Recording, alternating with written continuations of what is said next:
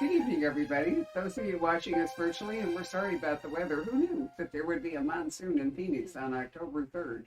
Anyway, for those of you who are brave enough to come out tonight, and I see a lot of you, thank you very much for coming. And we're delighted that you're here to celebrate well, you're here to see John, but it coincidentally is our 33rd birthday. I can hardly remember. I mean, have any of you been here the entire time? I know I'm the oldest person in the room, but no, seriously. Hmm? No, I am. Karen, I was the only employee at the Poison Pen for the first 2 years. We opened in 1989. And then in 1991, Karen came to work. And then we hosted Left Coast Crime in 1995. And we acquired Patrick in the back. So he's been here ever since. Young Pat started as an intern when he was 16 years old, which was over 20 years ago. He's still here. John Goodwin came right about that time. So it's amazing, that they're still here and we're still here, but it's all thanks to you and to authors like John. How long have we been doing this together? I don't know, but when did I first come? It must have been in the early 90s. It was. Yeah, we've been doing this forever. In fact, C.J. Box has spent his entire career here. I mean, we have launched every C.J. Box book since he started. But you were already a major star by the time I opened the store, so we haven't quite as big a history. In 89, because I first, Rules of Prey came out in 90. Did it? But you didn't come here. No. I went every place else. We were too small, and I will tell you true that it was very, very hard to convince anyone in New York that a bookstore in Scottsdale would attract readers or an audience. They would write across us to the coast, to San Francisco and Los Angeles and all. And I kept saying to them, there are loads of readers in Phoenix. There are retired people. There are people who are here for their health. There are people in the university. Arizona State's one of the biggest universities, maybe the biggest in the country at this point. But it was really a struggle to get authors here for a few years. But now here we are, right? We're so lucky that we get such a great. How many of you get our e-news and saw our calendar for October, right? And it's just as wonderful for November. And I look back and I think, wow, perseverance. That's what it really takes. But it takes all of you. So thank you very much for that. Congratulations. Well, thank you. But it's due to the whole staff. I was trying to indicate that it was only me for just a little while, and then it's been everybody else all this time. Patrick, you want to come take a bow because Karen's not here. So next to Karen, you're the next longest serving person. Yeah. Hey. Oh, thanks. I was 14 years old when I started. 14, yeah. Yeah. And book selling has really evolved. Patrick's career here at the store has evolved over time, from working on the store selling books and now doing lots of IT and we have to keep adapting as things keep changing. COVID threw a real wrench in so many things, and we're still not sure how it's all going to settle out. And I want to thank all of you who sent a donation or bought a t-shirt. I think the t-shirts are approaching 200 people now, which is awesome. And that really helps because the shipping system is so out of whack at the moment. Anyway, enough of that. Let's talk about Righteous Prey because we're actually here. I have a couple comments about all of that too. The fact is that when I started, about the time she started,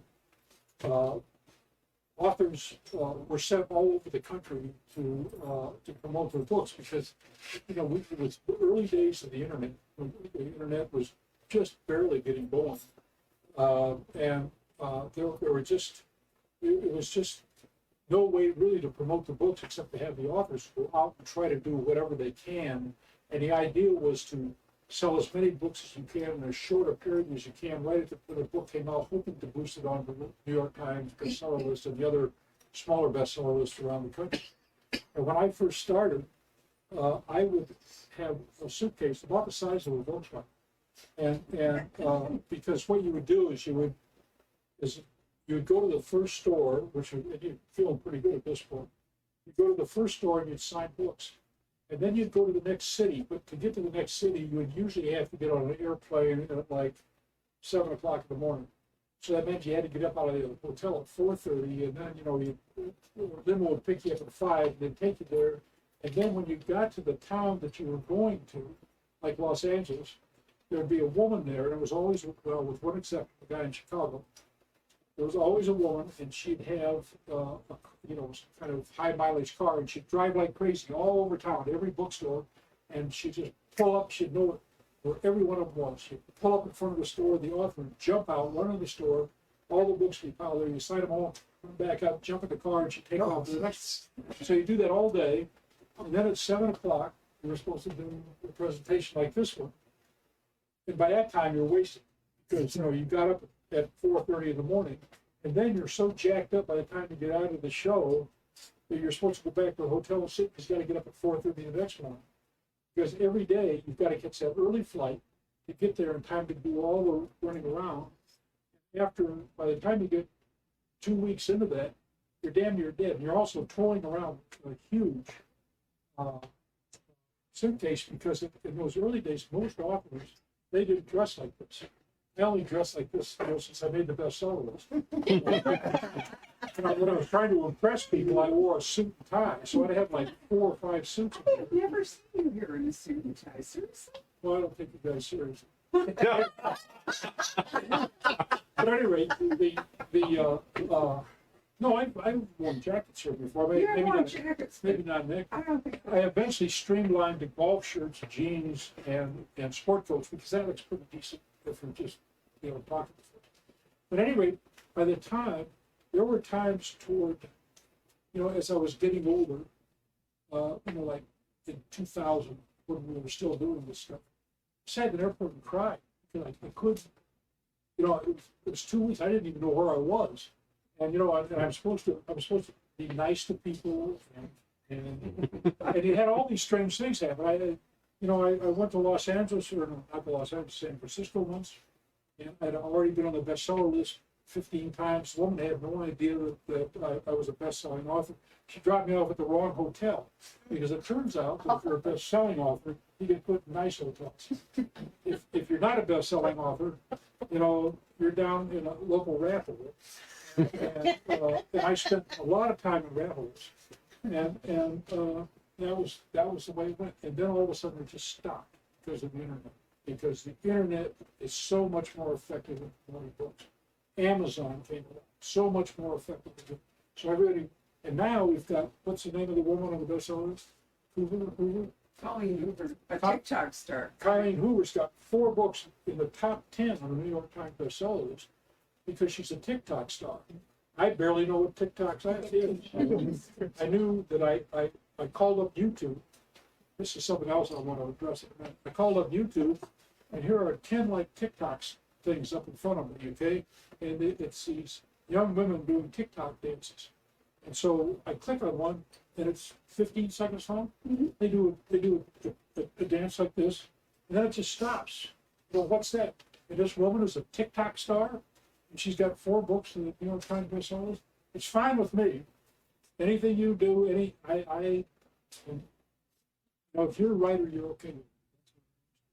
But I can't believe it, because, it just strikes me as so weird. I mean, I just don't understand how that works, because I come from the rolling the giant suitcase through the airports, and this woman probably doesn't leave her basement. No, that might well be true. So, but aren't we lucky that John still comes to see us, right? Actually, in his last book, we were at the book tour. So the next thing I just wanted to say about all that passing time is that when you read my books, there will be 100 words in there that did not exist when I started in 1989. The one that just COVID, didn't exist. I say that, somebody is running, somebody's got 2 gigs of memory. What does that mean? In 1989. And now it's Bitcoin in this book, and Yeah, that was what's a even Bitcoin? thing, right? And all those words simply didn't exist. And now, if you took this back in time to 1989, nobody would understand it. But the words in it are just in common usage. They've all been invented.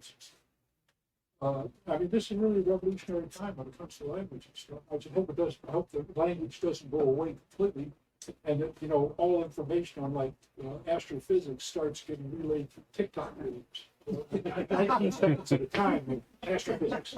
And, Did you hand me my book? That's actually your book, but my copy. yeah, so that's the end of my talk. Well, I want to, since I'll he's see you already later. addressed that, and we're talking about language, one of the things I find absolutely, I love this book. One of the things I particularly loved about it is that John not only is very funny, even though there's a high body count, but you're all kind of used to that, right? But 11. right, It's been higher in the past. it has been higher in the past, right? And you have to have a slam bang finish. But John's use of language in this book is absolutely fabulous. And so he's got a character, Kid. Remember Kid?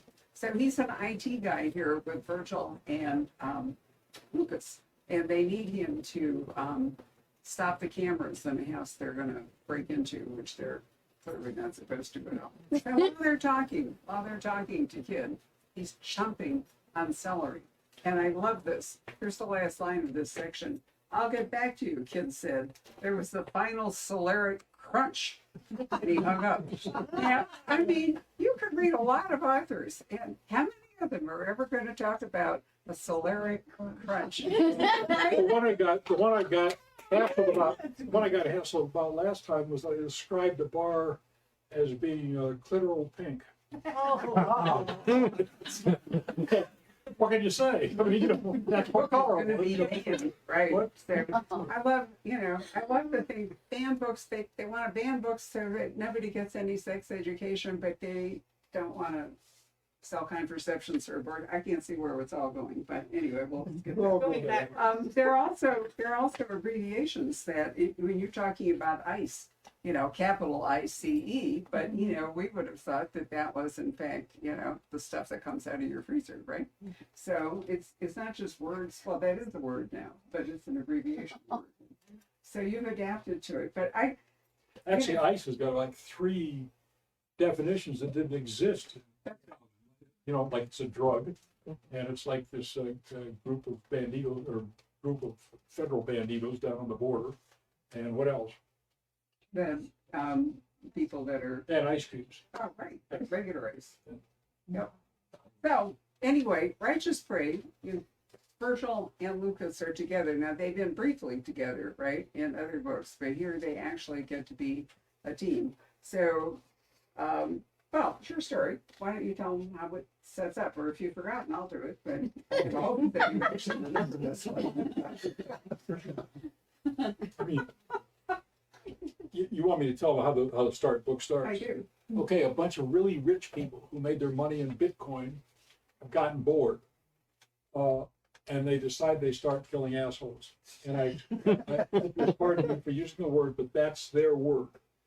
And they decide that they'll each kill one to start with, and then after that.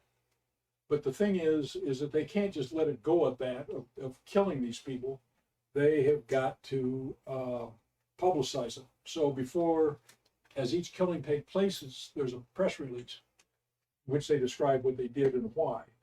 And then, because they're all Bitcoin rich, they give a Bitcoin, each of them gives a Bitcoin, 5 Bitcoins per person, per killing, to some charitable organization in that town where they carried the killing out. And then they challenge the people who get the address for the Bitcoin wallet. They challenge those people, are you going to accept it or not? Are you going to take this blood money and use it for good purposes, or are you going to turn it down because it's blood money? What are you going to do? Are you going to, like one of them goes to the Street of Hope in San Francisco, which is to help street people. Are you going to take the $200,000, or are you just going to blow it off because it was a result of a murder? And so that's sort of the setup for it. And there is a killing in San Francisco is the first one.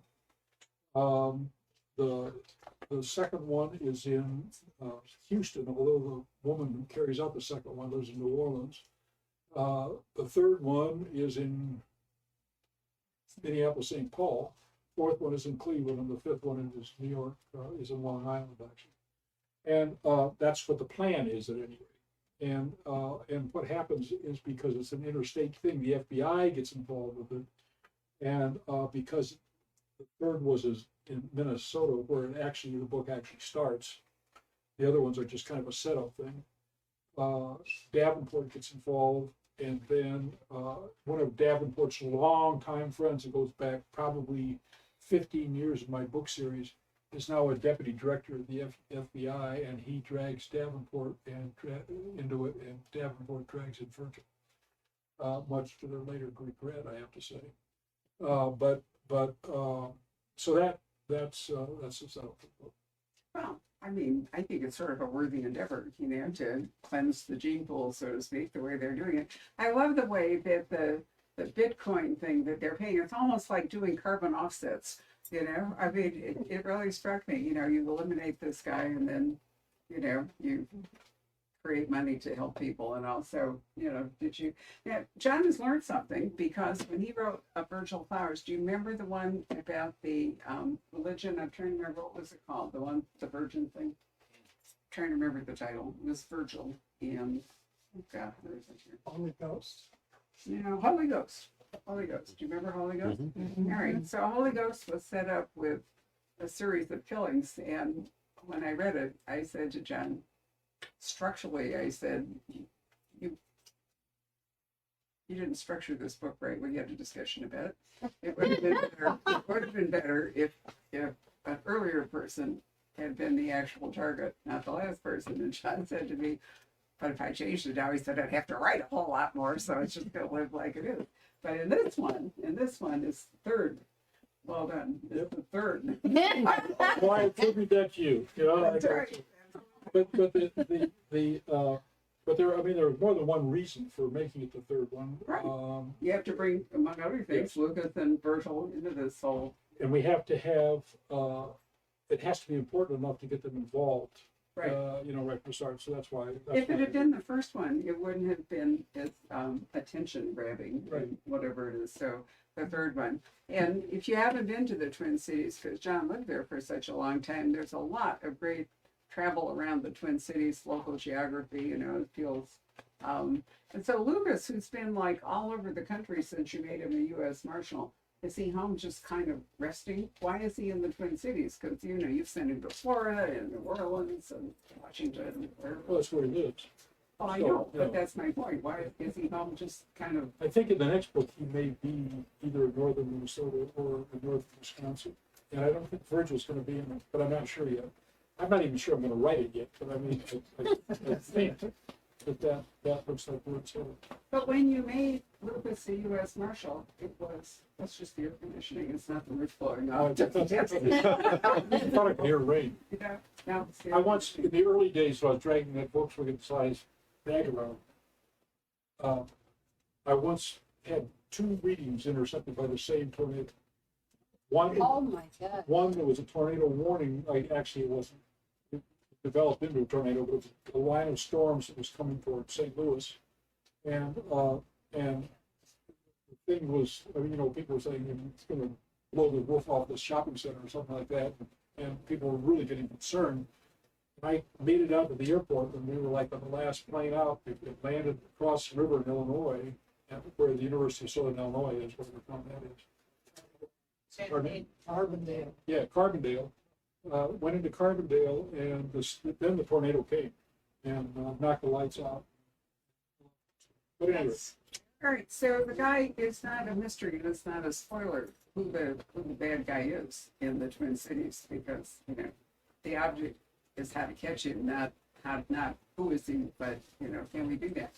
His name is Magruder, and I thought you had a really great time writing him, because he prides himself on having these kind of ninja skills, where he has a safe room in his house and the whole bit. And I love the whole way that where he's trying to stay ahead of Davenport and Flowers. But the guy's a putz, essentially. Yeah. So, even his mother didn't like. well, there's that. But you say you don't like superheroes, but I thought it was, the guy thinks he's trained to be this superhero kind of killer, but He's not. he's not. But he kills people. He's not a superhero, but he kills people. But he thinks he's a superhero. He takes knife training. He takes defensive driving. He takes offensive driving. He takes gun lessons. He does all this kinds of stuff. He takes karate lessons. He boxes. He does all this kind of stuff because he's basically fundamentally bored of the student. But he did invest a lot of an inheritance in Bitcoin just basically because he didn't know what else to do with it and made a huge amount of money. One of the things I liked about this book, to tell you the truth, because if you think about it, and I suspect this is a thought that has passed through a lot of people's head, it's the world would be a lot better place if we could just get rid of a few hundred people. Not even that many. I mean, imagine the change if we get rid of Vladimir Putin. Just that one guy. Huge change. You know, and then you start thinking, you start adding the list up. And that's why these people are getting rid of assholes. It's because it's not criminals who are really messing this up. Because criminals, law enforcement, it's assholes that cause the problems. Because they exploit other people and they mess with them often in ways that it's not illegal. Or if it is illegal, they're too clever and they get away with it. So that, you know, how did Vladimir Putin go from being originally elected as kind of a democratic process to what he is now? Where he's threatening to use atomic weapons against his own people. What a monster. And so then you start making up a list. How many people would you have to get rid of to change the world? Maybe only a couple hundred. And that's what the bad guys are doing. That's what Davenport stops, prevents. So then I'm going to go down on a complete side trip. I've been vegging out for the last, since I finished the last Letty book, in front of the television set. I've been watching the old House medical series. Okay? Oh, yeah. So one of the stories in the House thing was that an African dictator who's dying of some unknown disease comes to this hospital because House is a diagnostic genius and can fix it. One of the doctors kills the dictator and it violates every ethical and moral standard that he supposedly swears to as a doctor. But he knows if that guy goes back, and he's been told this young doctor has been told this by several people from that country. If he goes back, he's going to kill hundreds of thousands of people. So the doctor kills him. Very logical. But on the other hand, it's got a real nasty morality problem there and an ethical problem, especially for a doctor. And but that's the kill the one asshole idea. And I didn't get that for this book. I didn't start doing the House series until a month ago, I guess. But it's the same problem. Just get rid of not very many people. You'd all be happy. Did you get that from the road? Pardon me? Did you get that from the road? Hitchcock's The Road, where they had that ethical conversation about whether it was okay to murder people for the betterment of society. Well, I'm not hearing. Did I get it from The movie, the story, the movie The Road. It was a novel by Lloyd Douglas, actually, called Yes. The Road. Oh, are you talking about the Jesus thing? No, Road, R-O-P-E. Well, no, I've not heard of it. Oh, yeah. That sounds Oh, like so you said rope? I thought you meant that's the from road. Alfred Hitchcock. Right. Oh, okay, And different. that was a whole ethical conversation about, and actually killed somebody, just because. Well, killing someone just because you can is different from killing someone you really want to do. Well, yeah, that's, yeah, anyway, that's That's really really true. I've occasionally thought that a Chinese assassin would be a really good thing if one would show up, you know, it didn't have to be Chinese, but I think we're living in times where it's so difficult to grasp or to figure out how to get out of some of these predicaments, you know, even though you don't believe in superheroes, you almost sort of wish that, Well, you know, one would come along and clear it You up. know, the whole thing is, it's not a new idea.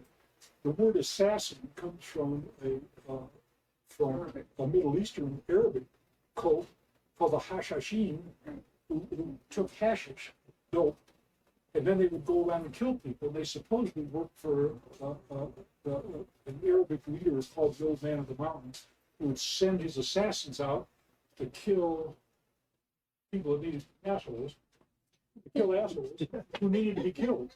And so they would go and they would sacrifice their own lives if necessary, sort of like suicide bombers now, and they would kill these people that needed to be gotten rid of. And he was greatly feared, and it might all be a myth anyway, but anyway, that's where the word assassin comes from. It's from Hashashin. Well, you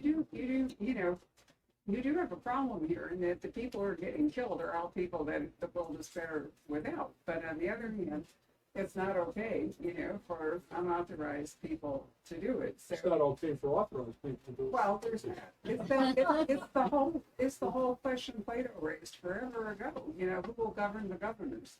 If everybody becomes fun, then where are we? Did you have a question, sir? Not to be a contrarian, but there's always a replacement willing to come along. Yeah, but somebody said, and it might have been LBJ, that somebody said, LBJ said that the world would be a better place. They just let me hang one person a year. And the person was talking to me said, I don't think one person would be enough. And he said, no, but I think the word around that several people are candidates for the and, so if you notice that a large number of assholes who are in your cohort of assholes are getting killed from that change of behavior. Well, there's a whole great man's But school. I understand. Yeah, there's a great man's school of history that, history may depend on a few individuals. Many people disregard that and say it's all various forces at work and so forth. But, if you look at Napoleon, if you look at Hitler, currently you look at Putin or Viktor Orban or Bolsonaro or whatever it is, and you think, okay, would there be a worse replacement with the Chechen guy who really wants to use, atomic weapons replace Putin? But then, I think this is really, in a way, what John's talking about. The guy that said, and I thought it was Machiavelli, but it wasn't, it's somebody else, that power corrupts and absolute power corrupts absolutely wasn't kidding. And it can be political power because we're seeing that all the time. But in this case, what John is talking about is people who become inordinately rich. I mean, they are not just billionaires, but multi-billionaires by a fluke because they decided to invest in Bitcoins. And when you have that kind of money, and people really are afraid of it, it becomes power in that you can buy people's cooperation, you can scare people off, whatever it is. Gradually, they become corrupted. I mean, I have seen it with some celebrities over the course of 33 years, but what happens is if somebody becomes really famous or really rich, what happens is they get people, because they need people to deal with stuff. And the people keep their jobs because they filter back to that person, whatever that person wants to hear or whatever will help the people keep their jobs. I once got involved in that entirely by accident by driving a famous author somewhere and listened to the conversation. I didn't drive him, but I drove some of the people that worked with him, and listening to their conversations, I was absolutely appalled. Because what I learned from that was that the famous author was no longer in touch with reality because all the people around him were feeding him stuff that made their jobs secure or bought into his Well, vision. tell us who it was.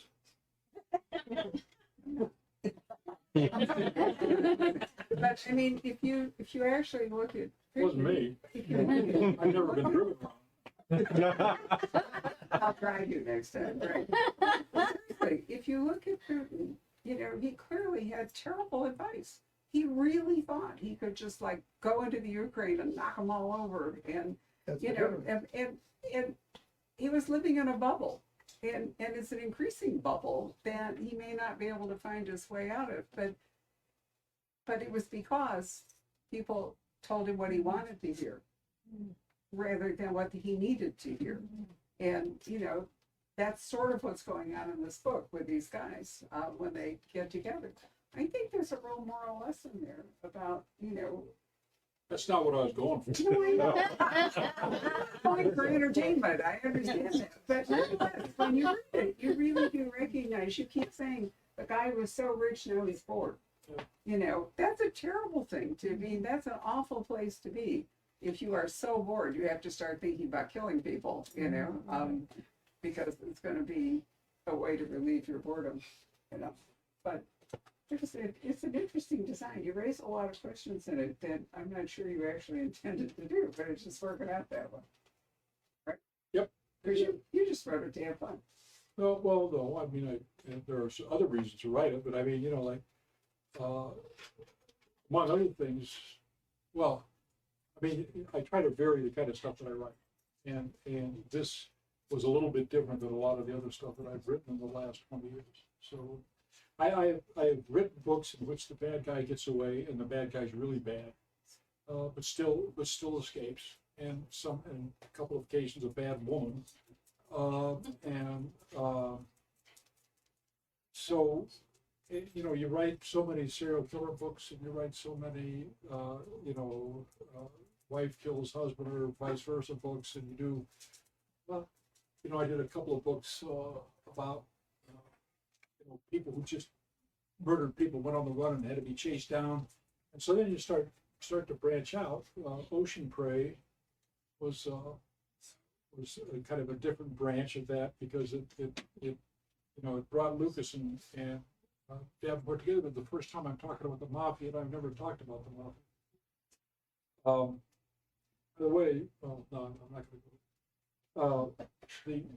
What I was about to say is that some woman has written a book about the Italian branches of organized crime, which are not all the mafia; they're all separated.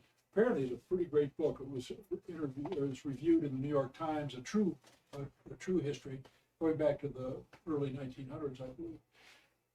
About women who became powerful in the mafia, including one in the early days who not only ordered a rival be killed and thrown down a well after she was killed, but had the woman's 2-year-old daughter murdered.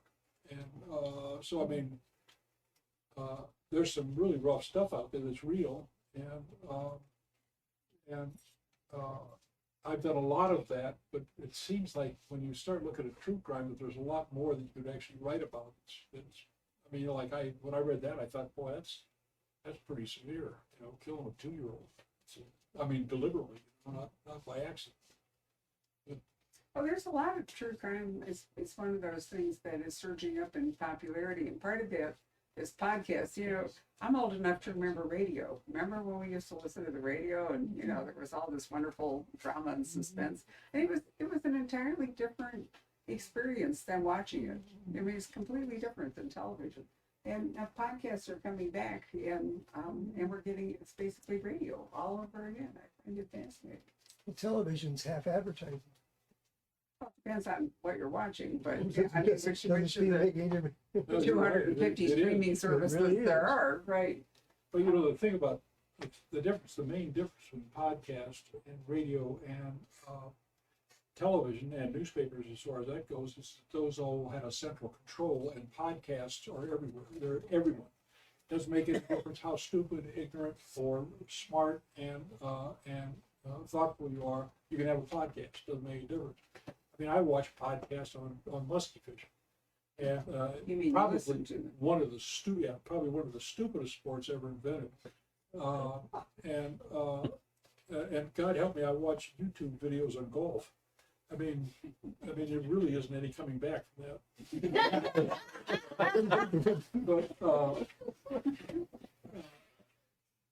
But the difference is that it's coming from the bottom, it's not coming down on top of you from supposedly smart people in the studio in New York City. Although we get enough of that still, but That's where technology is allowing. It allows anybody to become an influencer. It allows anybody to start a podcast. And you're right. You lose that, but you come from newspapers where there were like standards and editors and all kinds of stuff. Yeah, there's also bigotry and wrongheadedness and stupidity in newspapers too. And I don't use the N word if I can avoid it, but I once did a story about a race riot in Cairo, Illinois, and I referred to a black guy there as a reverend, something like that. The editor who was up at the front of the room read my copy, and he said, "I'm not calling that N word a reverend." He was. Graduated from the Genuine Theological College, and wasn't going to call him that because he was involved in this racial dispute in Cairo, Illinois, which is one of the ugliest ones in the country at the time. it was so ugly that when somebody ordered the swimming pool segregated, and instead of segregating it, the city poured it full of concrete. So they didn't even just give it to the black folks in town, which they could have done. Full of concrete. At which point, the black people in town decided that they would no longer buy anything from any store in Fairwood, since they had made up 50% of the population, everybody started going broke, and then things really turned bitter. So, at any rate, that's a happy story. Oh, we strayed away from Righteous Prey, which I said way back at the beginning was really a lot of fun to read. Even though it may not sound like it, but it actually is. It's one of John's, I think, most humorous books, and the style on it is terrific. Do you find, as you're getting older, that you're what's the word I want? You're more unfiltered? No. Well, I am getting older, I think that politics have been creeping into my books. Well, there are certainly some. There's some attitudes in there, and I don't make any bones about the fact that I'm very moderately liberal, and I know a lot about guns, and I've got a lot of friends, including my brother, who are extremely conservative. And I still like them, even though I'm moderately liberal myself. And I am for all of the things that the '60s liberals and the '70s liberals were for, but I am not exactly. I'm not woke, if that's a real word. In the worst expression of wokeness, although I do believe in some of it, actually. But the thing is that I try to keep that out of the books, but it seems like in the culture that we're in now, it's very difficult to do that, just because so many things seem to have a political reference to them. I mean, you can't talk about some things in our culture without reference to politics. Davenport is a U.S. Marshal because he is friends with both a very conservative Minnesota senator and a very liberal senator. And he's friends with both of them. And he is kind of politically like I am, very moderately liberal. And But isn't that stuff it's kind of starting. I used to rigorously keep it out of the books, and now it's starting to bleed into the books. I think probably because I'm getting older. Isn't Minnesota itself an interesting blend of conservatism and, I mean, we were in Minneapolis for the crime convention just a while ago, and I was remembering, they had really serious riots in Minneapolis, and yet, I think that much of Minnesota is very conservative. So Yeah, outside the cities. outside Yeah. yeah. You get into rural Minnesota, it's conservative. It's conservative, but it's not crazy conservative. It's conservative. Right. And I mean, people ought to pay a little bit more attention to what conservatives say sometimes, because sometimes what they say is very useful. Even if you don't agree with it, it's useful to think about it.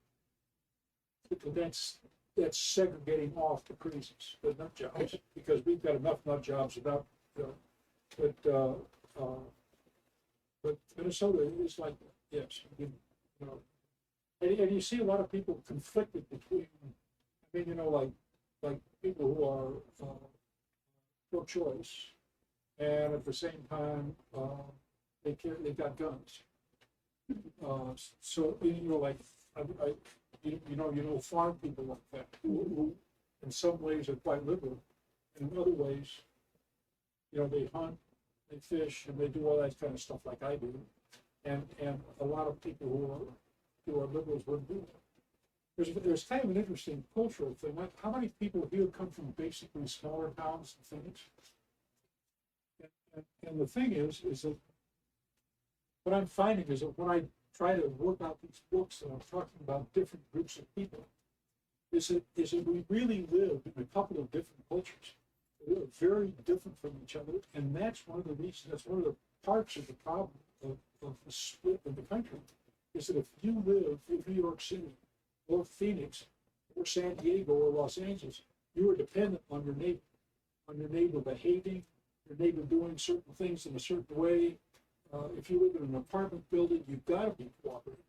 That's a hell of a lot different than living on a farm in Iowa, where your nearest neighbor is literally a mile away, and where you might be 15 miles from town. Because then you're very dependent on yourself. You've got your own sewer system, you've got your own water system, or you get the power from the co-op, but it's not like you're depending on the guy on the other side of the wall.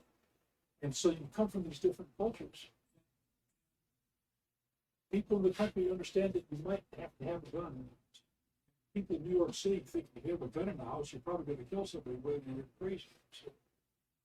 So and they don't understand each other. If they're in the country, they probably aren't connected to the internet, at least connected in a fast way. Not in the fast way. But now that Elon Musk has started that thing, maybe they will be connected. Yeah. Cell service, though, is surprisingly ubiquitous and, and fast, and you can connect on your, you can But use cell that's service. fairly recent. Yeah.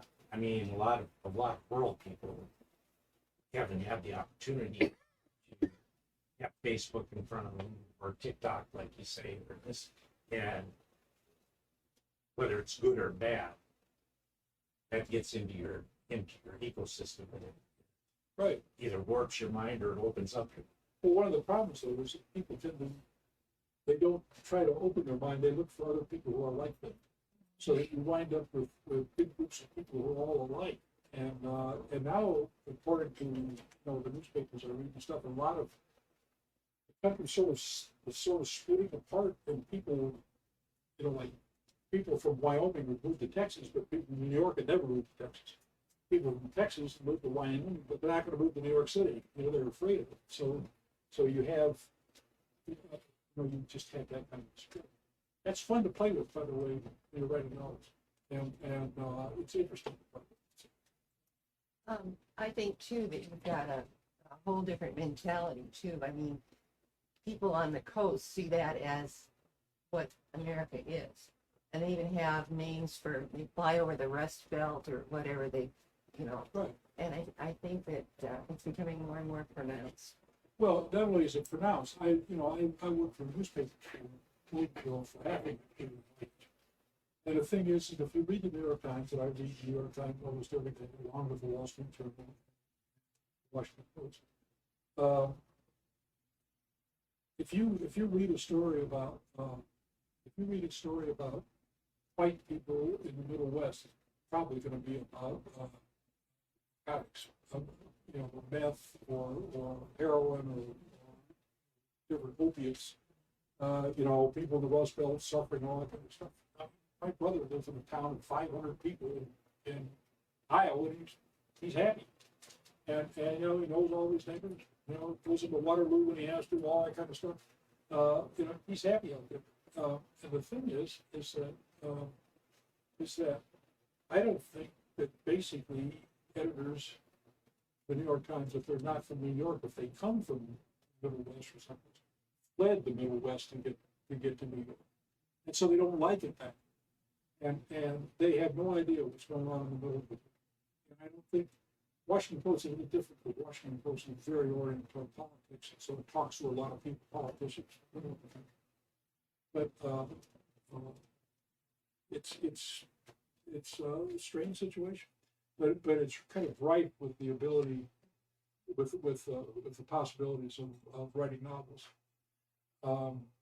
So I don't know if more. I'm trying to keep the politics out, but it seems like they're creeping in a little bit. Anybody else? Okay, the guy in the PTSD hat back there. I got, when are there gonna be more TV shows? I saw the one with, the guy that plays Gibbs. That was really cool. And I saw the latest one out. I haven't had any TV shows. They had, I've had 2 TV movies made. movies, yeah. Both of them sucked.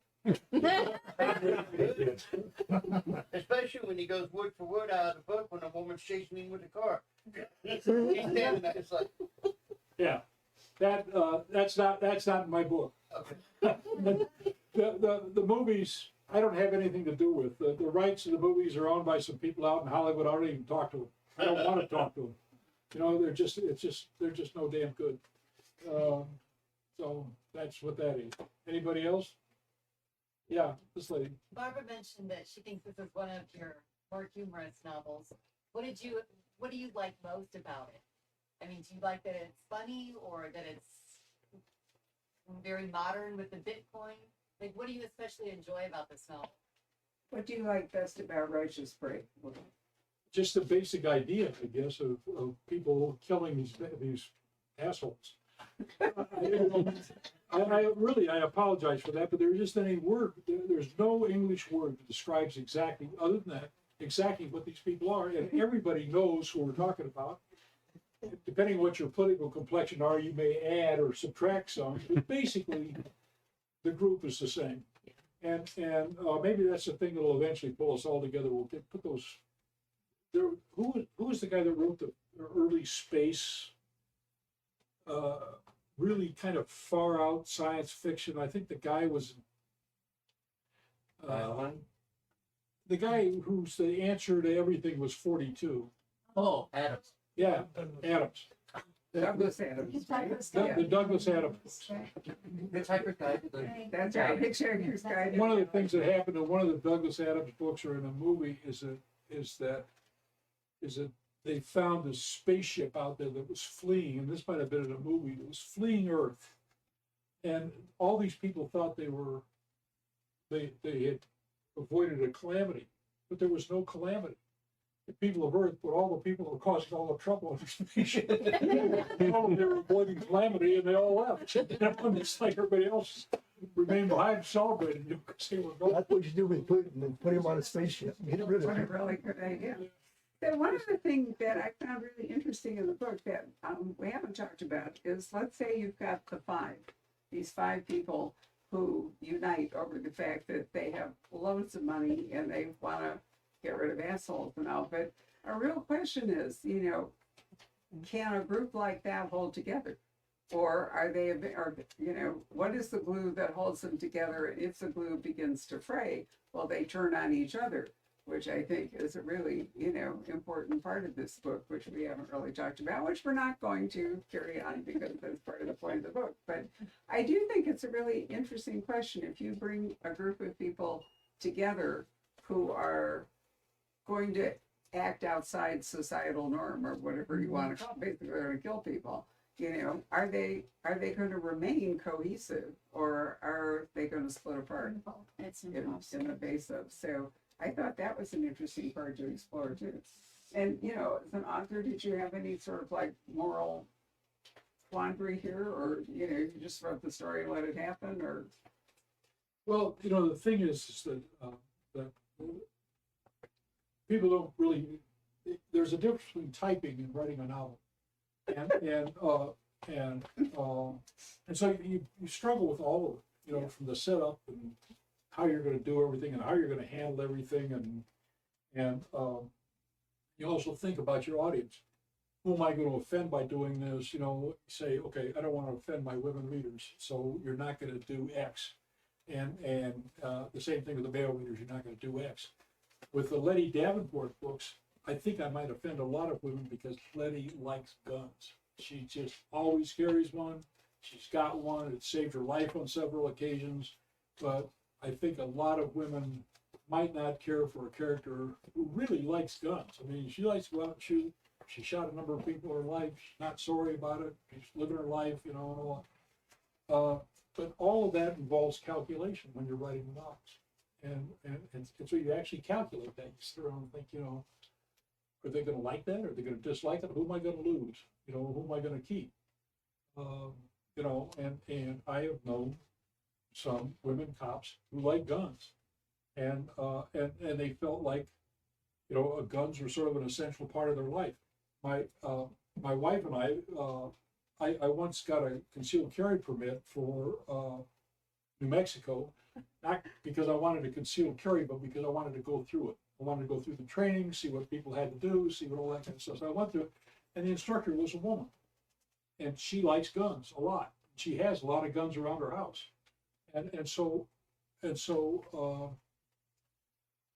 all of the none of this, figuring this stuff out is easy. All of it is calculated.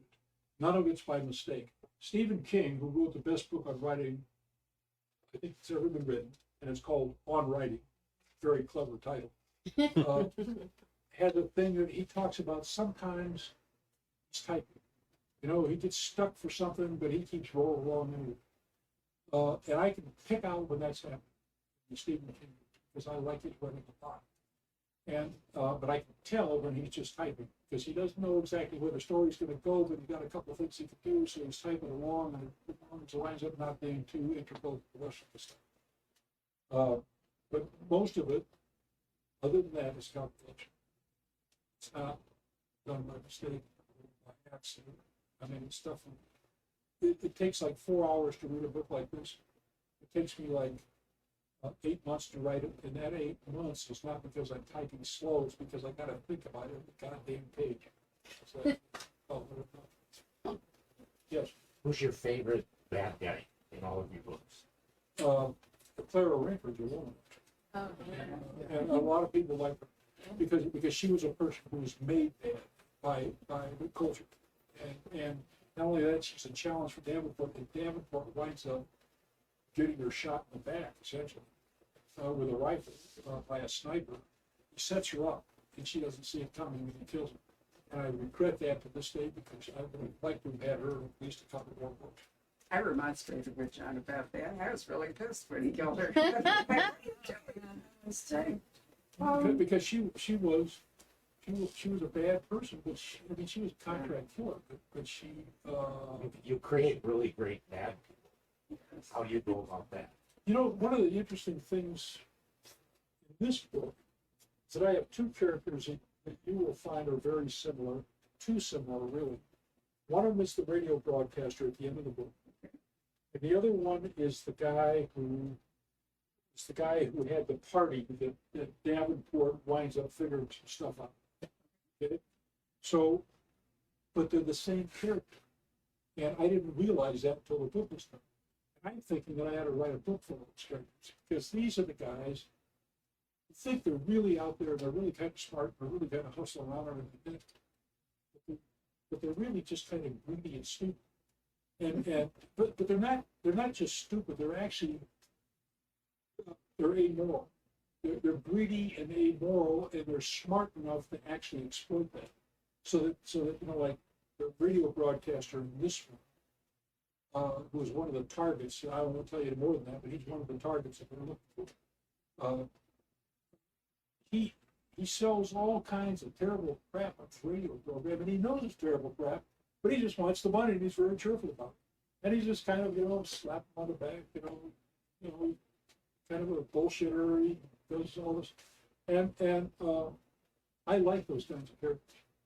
You know, I mean, I guess kind of a low-ranking mafia hooligan would be sort of case study. There's a character in this book, though, where you several times come back to what is motivating this character, and what's motivating this character is that the character really just wants to be rich. Doesn't matter how it happens or what the price is paid or whatever, but the overriding drive of this character is to be rich. And unfortunately, the character is surrounded by people who are rich, you know, from the Bitcoin thing. So, you know, I feel like your years of reporting, when you spend so much time talking to people now, have made you really great at characterization. I mean, I think your characters are really what drive your books. Would you all agree with that? Yeah. It's the people that, you know, that fascinate you and why they do things. But you know, I also write flat characters who are not unsuccessful. I mean, I recognize that in my own books. And some of them just don't work very well, but I leave them anyway because I've already written it. I've got to get the book. Okay, so they're not as rich as I would like them to be. But I find that the characters that I feel are the richest are these kind of bumbling guys who go around and kind of disturb everything around them, and some of them are pretty smart, and some of them got a sense of humor, and some of them don't, and they just kind of bash into stuff. And I'd like to write a whole book of them, but I can't figure out exactly how to do that because Davenport has to be involved in things that are serious enough to attract his attention. Just can't deal with a whole tribe of stupid people. Because, Is he your alter ego? pardon me? Is he your alter ego? No, No. no. Are any of your characters your alter ego? They're all, the question is he my alter ego, and they're not. I am nothing like nothing of any of these people. As a matter of fact, I once went to a disastrous reading in Dallas, Texas, I believe, in which two things happened. One was a woman who said, I only came here because I thought you'd be like that, Lucas Davenport, you're not. And the other half of the But do you of the- want to be like Lucas is the question. the other part of the disastrous reading was that the bookstore, for some reason, wasn't very well air conditioned, and it was like a very hot night in May in Austin or Houston, and a woman in the front row had a disastrous episode of gas. Just about cleaned the whole place up. I thought people were going to be running for the doors. And, honest to God, that's like the life of a famous author on tour. So let's finish up with one thing that we sort of hinted at, but this will be an extra fun thing for you that most people won't know when you read the book. Virgil is an aspiring author. You know, you saw that in the Letty book and so forth, but Virgil wants to, and Frankie encourages him. So Virgil has an agent. Virgil's agent is John's agent, Yes. Esther. And while the book is going on, Virgil book is off with Esther, who is like swanning around in the Hamptons and then getting on a yacht to go somewhere off with publishers and so forth. But the publisher that Virgil eventually sells his book to is in fact John's publisher. So there's this kind of little inside thing here that most people who read this book will not know. And Esther, there's a joke in the book where Virgil says that the longest conversation he ever had with her was 32 seconds long. And then when he sells his book, the conversation is like 42 seconds long. And after I wrote the book, Esther called me and said, 32 seconds wasn't our longest conversation. And you know what? It just about was. We talk about once a year for about 32 seconds. And she sells and I'm happy. Sells my books, and I don't bother her. I think that it's a great partnership, and she signed on to agent my books when I couldn't write, before I learned how to do this, like in 1989, and we have been going ever since. Yeah. She's very efficient, a woman of few words. Even though they hate each other, she said. We don't need each other. I'm just mad at her, but that's different. And John also, I can tell you, is very lucky in that he has had the same editor, and he and one other author still share this editor who is no longer working for the publisher. But, you know, I think Whose that name I mentioned in this book, though. you do. Yeah, another Easter egg for you in the book. C.J. Box.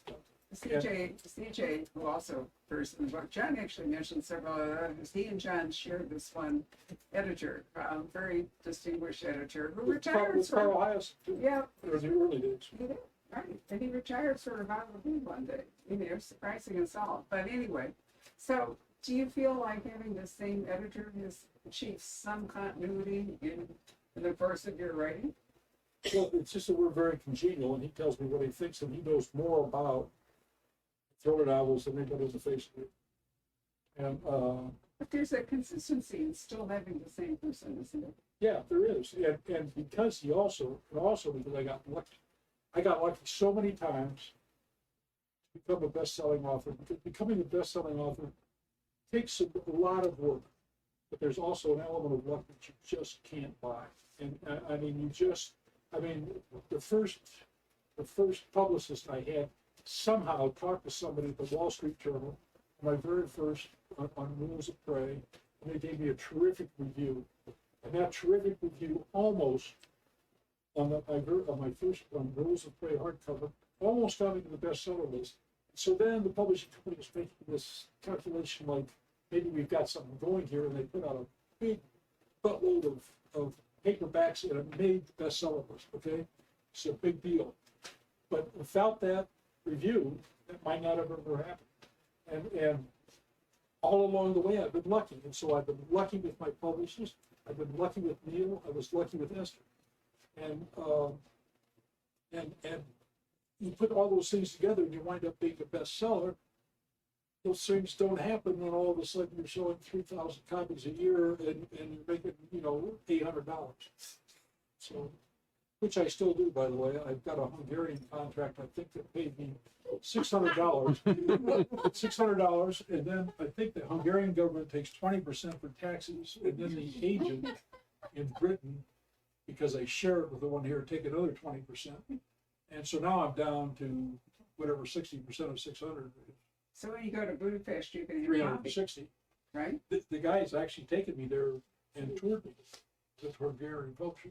But then the feds and the state take, and at this point I'm down to $210 or something like that. And, So John doesn't, I think, give himself enough credit for really what a great writer he is, or maybe he just doesn't want to say this, but I'm going to go back. I've told most of you this before, but I think I will end on this. I went to my 45th Stanford reunion, which was quite a while ago, and I signed up for a class in, they had an English track for returning alumni, and the class was, the thesis of the class was, five authors with like the best opening pages and the best constructed books. And so I'm sitting there, lots of people, there's a full house, the whole bit. I think she starts out with Jane Austen and Pride and Prejudice. It's a truth universally admired that a gentleman in possession of a fortune must be in want of a wife. And then I can't remember what the other. And then she got to the end and she said, now I'm going to surprise you. She said, my fifth author, she said, is John Sandford. And she read a page from one of the Prey novels. And then, this is the part I love. Then she proceeded to give some erroneous information about who John was and all. And I thought briefly that I would just be quiet, but you've all seen me, I can't. So, I raised my hand and I said, well, actually, I said, blah, blah, blah, blah, blah, blah. And she glared at me and she said, well, how do you know that? And hands went up all over the room and they said, she does know, pay attention. which I thought was really fun. But what was great about it was that you really, when I was a baby editor, John taught me so many things I've never forgotten. And one of the things you said to me was that a great book has to involve all five senses. And the most important of the five senses to get on the page is the sense of smell. You need to have people aware of course, you've already told us about the moment with gas. But you need to have that, as part of the book to really immerse people in the story. And, you are so good. I think you're so used to all this. I don't know that you often give yourself credit for just how good you are. well, I'll tell you about it. If any of you are writers, and if you think about that, you'll realize it's probably true. That if something disgusts you, it's often the sense of smell. And if something you really like, it's often the sense of smell. Not so much vision, really. It's the sense of smell that does it. And so, like in one of the murders in here, a guy gets his throat cut and bleeds to death, and the killer drags his body behind a dumpster where there's a very nauseating smell back there. Not the dead guy, it's the smell of bananas, of rotten bananas and rotten garbage behind a dumpster. And I think that I think that everybody has that experience, and when you say it in a book, it clicks them. And it brings them to that experience. But when you're right, you're so used to all that, I don't know that you fully give yourself credit for just how important those kinds of things are. Okay, so we've now come to one of my favorite parts of doing these events is we have a couple of books to give away to thank you for coming tonight. Amy, are you up there? What do we do? Okay. I know that there are people who found the weather too challenging, so we might have to call numbers 2 or 3 times in case they bought the book, but they're not actually here. So the first book, because this is Hispanic Heritage Month, is a really nifty first novel, and it is called Eva Santos Moon is a burgeoning Chicana artist who practices the ancient spiritual ways of brujeria and curanderismo, but she's at one of her lowest points. And it goes on from there. It's a really wonderful October sort of Halloween thing. It's called River Woman, River Demon. Ooh. And Blackstone is a really interesting publisher. That is a small publisher, but they are really coming on strong. And since there are only 5 major New York publishers left, possibly 4 if the judge doesn't rule against the merger of Penguin Random House and Simon & Schuster, Blackstone is a publisher that I think we all need to pay attention to. So I try to read more of their books and give them more publicity. So John, can you pick a number between 1 and 34? 1 and 34? 17? If you have to look in your book, because you should have a number. And if 17 isn't here, we'll keep going because 17 may not have made it. Right? I didn't see anybody wildly waving their hand. 22? 22? Oh, 22. Oh dear. You say 1. All right, 9. Ah, wonderful, sir. We have a winner. So let me pass this back to this gentleman. The other book I'm going to give away is by Jeffrey Archer, who is one of the world's best-selling authors. And just by chance, he has written a book because he's taking his London cop called William Warwick through the ranks of Scotland Yard. So he has, the Metropolitan Police. So he has to work different kinds of cases. And just by chance, this book, which he wrote over a year ago, is about the Royal Protection Service, whom we all saw working during the Queen's state funeral and whatever. And their job is to protect the royal family. And he set this book in 1988 in London, and the royal under threat is Princess Diana. It's a really neat story, but just by a fluke, is particularly, I think, opposite to the events of September. I did Jeffrey's book launch last week, and unfortunately, Facebook had a glitch. But now the video is up, and it's really, you might want to go and watch it on Facebook or YouTube or listen to the podcast, because he has some really interesting things to say. But I thought this was a wonderful book. So, want to pick another number? We keep trying here. 12. Ah, look at that. Thank you, sir. Thank you. You betcha. Enjoy it. So, what we have now, let them eat cake, right? Hello. We hope you're enjoying our programs and podcasts with authors. We'd like to expand them, and your help would be appreciated. Please make a donation at poisonedpenfoundation.org. 100% of the proceeds will go to help connect authors with readers in this difficult time. Thank you.